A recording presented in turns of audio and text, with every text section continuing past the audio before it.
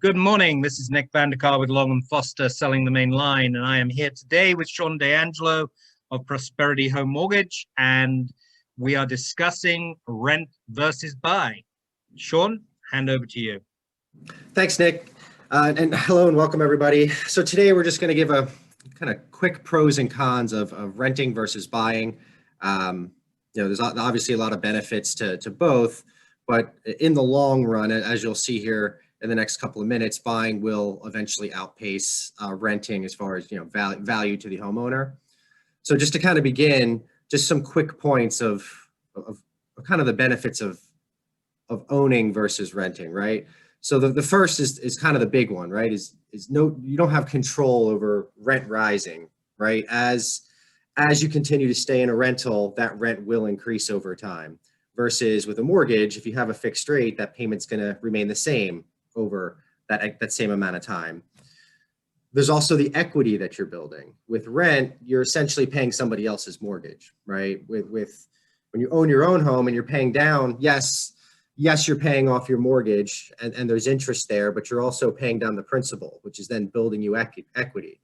You're building wealth over time. Then if you want to take it a step further into the finances portion of it, there's no tax deductions on rent. With owning a home, you can write off mortgage interest. If it's eventually turned into a rental, there's a lot of deductions you can take on your Schedule E. Energy efficiency tax deductions, I've seen those a couple of years. So there are things that you can actually write off and give back on your taxes every year. This next one's kind of more of like a lifestyle thing. I'd say just stability in general. Oftentimes when folks are renting, they seem to be moving around a lot. They may stay in a general area, but sometimes not, right? Sometimes they may not be able to find that rental in an area that they need to stay in. For instance, let's say if you're renting and you have children and you want to stay in the same school district, like the stability to stay in that area, right? Versus a home, it's your home. You're going to stay there, you're planting the roots, so to speak. No control over the actual house itself, whether you want to call it, may call it creative control, right? Oh, I want to do some landscaping. Oh, I want to, knock out that wall and open up this room, or I want to make changes to the house. I guess some landlords are cool with some stuff, but not big stuff. You're not going to be able to do big stuff. So the actual control over your living space is a big one. And that's kind of the good side of it. Then take like the maintenance side of it. You have control over that. If you have, something that's broken down, or a water heater, or, light bulbs are going out, or peeling paint somewhere, and your landlord swears up and down when you sign the lease agreement that they're going to do it, but when it comes down to doing it, they never show up. They're never there. They don't answer your call. Versus you can just go to Home Depot and buy a light bulb or a can of paint. You have the control over the maintenance as well. Another is just overall household expenses, filling up rentals. I can tell you all through my 20s, every time I moved, I didn't really bring all the furniture with me. A lot of the times I was leaving the furniture there, and the next house I went to, I would buy all new furniture, all that kind of stuff, right? Think about all the dishes and the glasses. And I know it seems minimal, but you do that enough times, it ends up being thousands and thousands of dollars over the long run versus, oh no, I'm going to buy the nice dresser. I'm going to buy the nice couch that lasts me 5 years or 10 years for like a nice dresser or something like that. So the idea of, and I know that's not really an expense most people think about, but it's real. I can guarantee everybody who's ever hopped from one rental to the other, they didn't bring everything with them.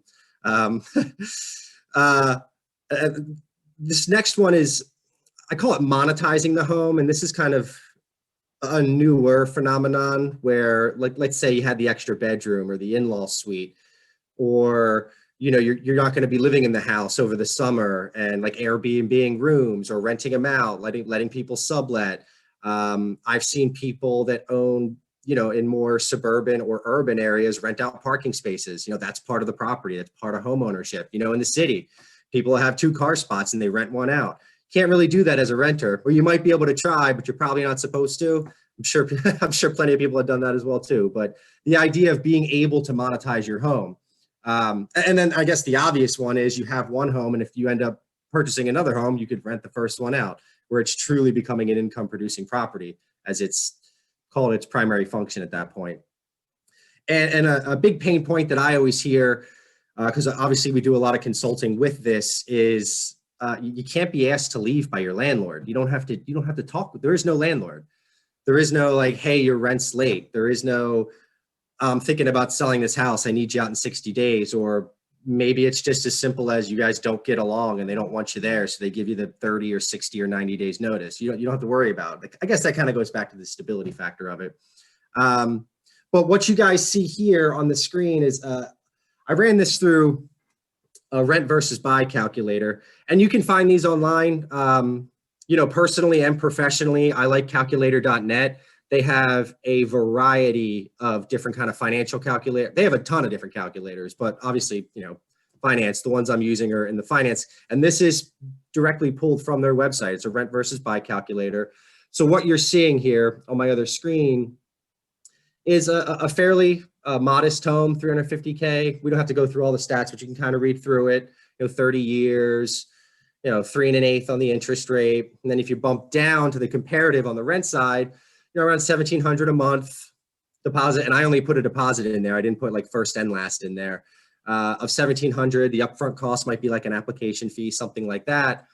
And then you go over to the right side of that page there, and you'll see right around year 4, it starts to pay to own the home. And remember, that's just like a straight cost analysis one-to-one. That's not also taking into account the actual equity that you're building, right? So that's just like, oh, rent's going up. I'm paying more month to month versus what I would be paying on the fixed, or at least the average buying cost along the way.